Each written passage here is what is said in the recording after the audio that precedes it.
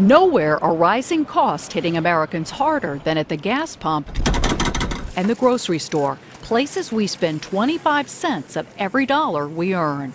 It really is a very significant drag on our economy at a very difficult time.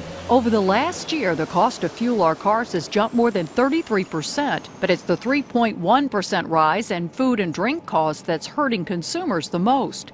That's because, on average, Americans spend 3 times as much for food as they do for gas. No inflation, right? Well, maybe members of the Federal Reserve don't shop for their own groceries because we don't need to tell you that your bills are going up.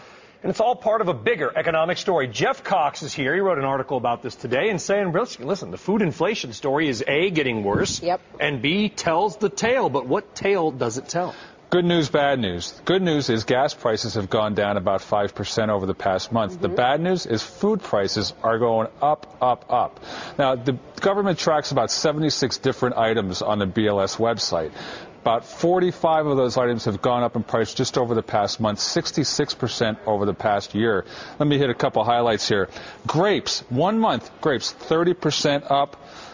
Cabbage up 17% in 1 month. Over the past year, coffee's up 40% over the past year.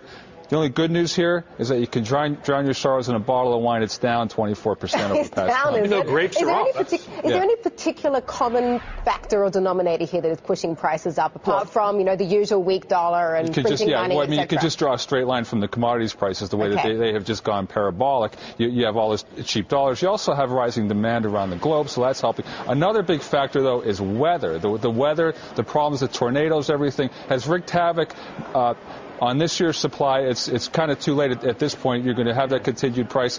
One other piece of bad news here, bacon is up 23.5%. Somebody once told me that the 3 sexiest words in the English language are wrapped in bacon, but it's not going to be that way. Well, if we can't afford to eat, we can always drown our sorrows in wine, right? Yeah, it's a really rough trend. It is really rough trend. And you know what stinks about the whole story, too, is that 2% payroll tax cut we got wiped out by higher gas and food prices. That's why it's not helping the consumer economy. It's a tax.